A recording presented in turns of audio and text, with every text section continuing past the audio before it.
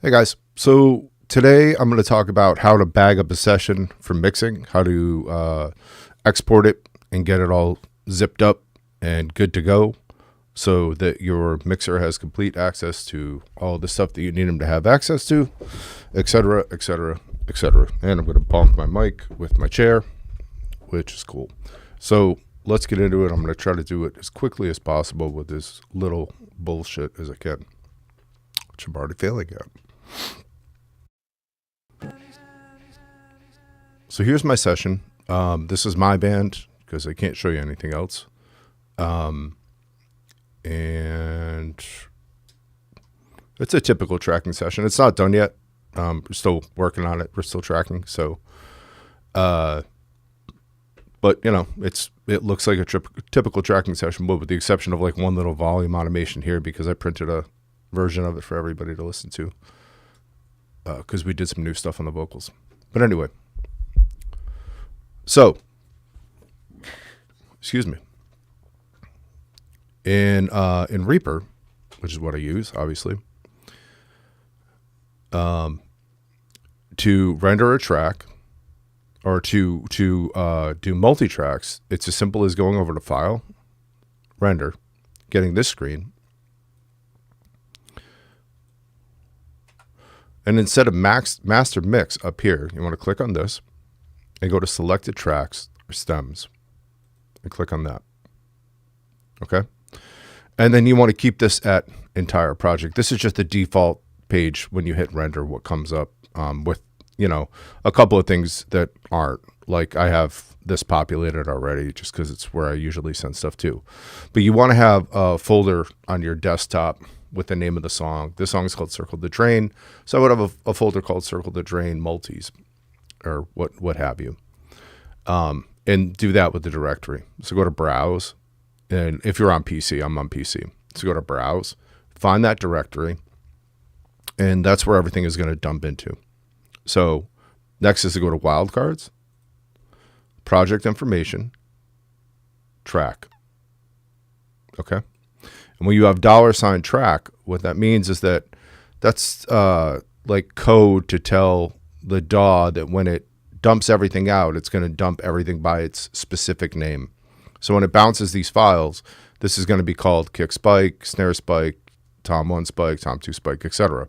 Instead of just an overall name. Like if you were to render an MP3 or a wave into a stereo file, it would just be called Circle the Drain. I hope that makes sense. Next is a sample rate. You can choose whatever sample rate you want. I usually work in 44.1 or 48K. Sometimes I have to do 96, which is down here. So it's a drop-down menu. And then channels. 90% of the time, my channels are going to be mono because one of the things that a mixer is doing is taking my tracks and inserting them into a stereo field. The only time that I would give somebody a track that's stereo is if it's a track that already has stereo information or if it's like a left-right of something. But I want to give them as much control as possible, so I'm going to put mono here. And then all the rest of this can be fine. And I'm just going to go down here and go to wave because I want a wave file. I want the highest quality file I can send out. If you're on Mac, it might be AIFF, which is same kind of thing. And then you go over here to the files. I have a limiter here on this bus so that I don't destroy your guys' ears. You go over here, you click on the top, and again on PC, you hold Shift and select, and I've picked up 42 files now that are about to go out. And then it's as simple as just hitting render. So now it's going to start to render all of these files individually. I have these muted for some reason because I didn't turn them off, but it'll do this, and then you'll have, I'm going to cancel this because I don't, then you'll have 42 tracks ready to go out to the mixer. And it's that easy. There's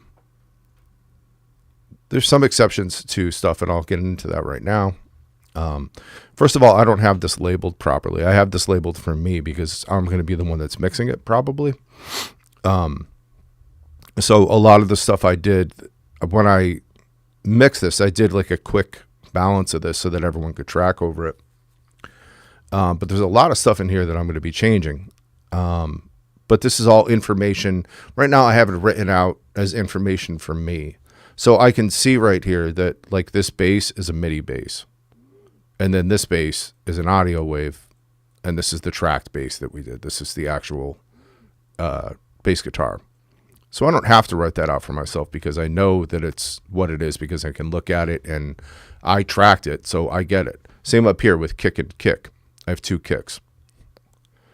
This kick is the kick from Jamie's drum, who's my drummer.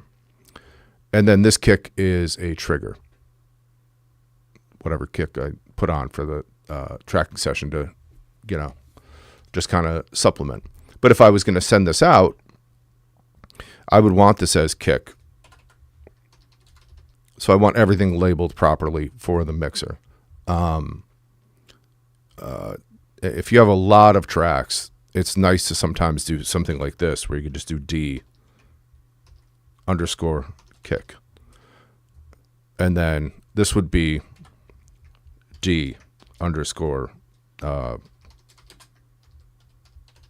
kick sample. So that when I send this stuff out, it has the D in front of it, so they know that they're looking at drums. So all of my drum tracks would be D underscore kick, D underscore kick sample, D underscore snare MIDI, et cetera, et cetera, et cetera, all the way down.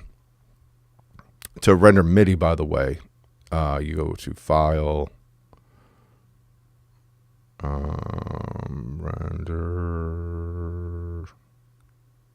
Export Project MIDI. And it's the same way. And you just do this entire project. You click on selected tracks only, and then go over here. No, don't go over here. Maybe not. Maybe do all. It'll choose a place to do it. And yeah, all this stuff should be all set. You just don't want to do, you want to keep it a multi-track MIDI file type. You don't want to do it to merge to single MIDI track. That would be really annoying. And then just hit OK, and it'll send your MIDI information out. But anyway, so where was I? So, so that's how you want to do it. If you have a lot of bass tracks, it might be worth putting like B bass, G guitar, C clean guitar, S for synths, Just do S underscore chorus synth, so he knows that it's a synth. And I can just write that stuff in there. That way, when he has, 42 tracks, this isn't a finished session. It's going to be well more than 42 tracks when it's done, probably. But that way, the mixer knows what everything is. They don't have any questions. They're not confused. They're not, well, what the hell is this? They have some random thing that's there that they don't know what to do with. They just have everything out on Front Street, and it's easy to understand and make the mixer's life easy. So the next and probably last thing that you want, well, two more things. So here I have MIDI. I have snare MIDI because I was supplementing the snare with Brutal, Get Good Drums Brutal. Yes. So the snare MIDI sounds like this.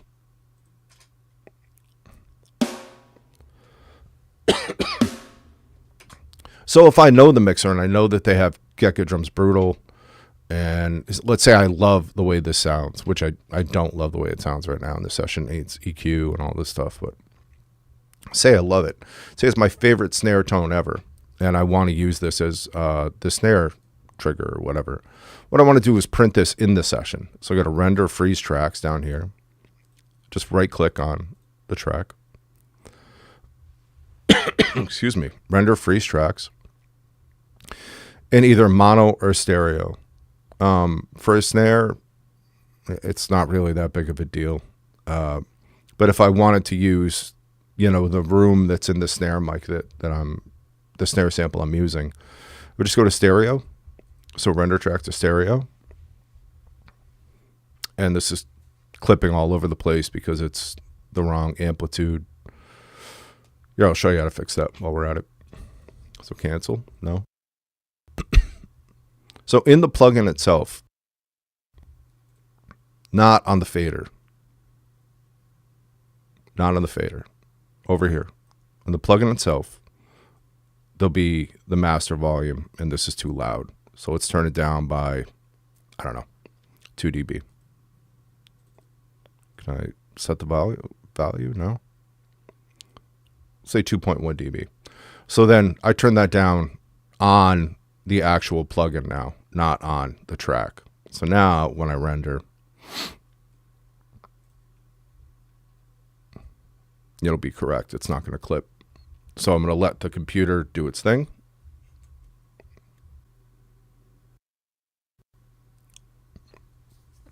And now I have a printed track of snare that I can send to him or her or they or whatever. So if they want, you know, if they want to hear the snare, say like it's my favorite snare in the world. There it is. There's the snare. So they have that, and I can send them the MIDI as well if they want to use, you know, maybe they're doing production for me. Maybe they're a friend, or maybe I'm paying them to do production, and I'm sending them the MIDI as well so that they have an easier time finding a good snare that fits in the mix. So in the same breath, when I have a guitar, which is, again, these are improperly labeled, but when I have a guitar that has a DI, this is a DI guitar. It has a plugin on it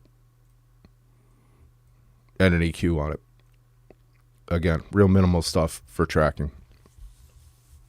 But say I love this tone. Say this is my favorite tone in the entire world. Say I've worked my ass off on this tone and I just love it. I might want to print it. So I do the exact same thing that I just did. I go over here, render, and this time it's going to be mono because it's a mono track. I just render the mono signal. And then when I send them the track, I'll have, I'll just duplicate it to show you. So I'll have one that's, I'll have it guitar,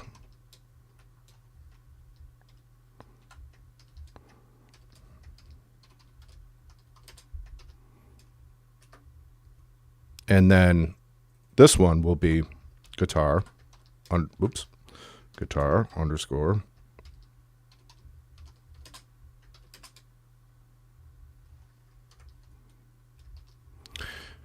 guitar LTI, and then I'll shut this off. So that when I send them the guitar, I send them this DI'd guitar and the printed guitar tone. That way, again, there's more flexibility. So say I love this guitar tone, but the mixer's like, I know you love that guitar tone, but it's really not sitting well in the mix. They have the flexibility to decide to, make a different guitar tone. If I use the guitar DI, if I used an amp, I'm stuck with the amp tone, and that's all it is. But they might say, you know, give me $100 and I'll make a new guitar tone or something like that. But that's how you do that. That's the way you would do that. And then you would bag all that up. You would take that and render that all so that it would just be more tracks to send. But that's fine. And that goes for every single thing that you create on your own. Anything that has your own sound design or your producer sound design, you want to print it and then give them the version of it without anything on it. Unless the only time that you don't want to bother to do that is if you're just like, you know, you have a relationship with the mixer and you've already talked ahead of time and you know that the mixer is going to be doing your tones. You know, if they're producing for you, making tones, then just send them DIs. Just shut the effects off and send them this. Same thing like down here on vocals. I have a vocal chain set up here that I like. for the tracking session at least. If I wanted this, I just render this and then do one version of this with it on and do one with it off. And this isn't labeled correctly either. This would be main vocal, not James. James is just one of my singers. And that's pretty much it. That's pretty much the way to do it. There are exceptions, but there isn't many exceptions. There's not going to be a lot of variations on the theme that I just showed you. The only other information that you want to give the mixer is obviously, the more information that you give the mixer, the better time they're going to have. So you want to also tell them that when you render, if it's in 44.1 or 48K or 91K, whatever you render it in, you want to let them know. And you also want to let them know what the tempo is if you don't have any MIDI. You can also give them the project information, which will give them the markers and things like that. Which in this case, I think you just give them the MIDI and it will populate the markers. But I'm not 100% sure how to do that. But that's really only important in certain cases. But anyway, that should be about it. So if you have any questions about that or you're confused about any of that, drop me a comment, shoot me an email, and let me know. I'd be happy to explain it in further detail to you if you need it. And again, this is on Reaper because I work in Reaper, but there's all of the things that I taught you on here, besides the stuff that's Reaper specific, stays true.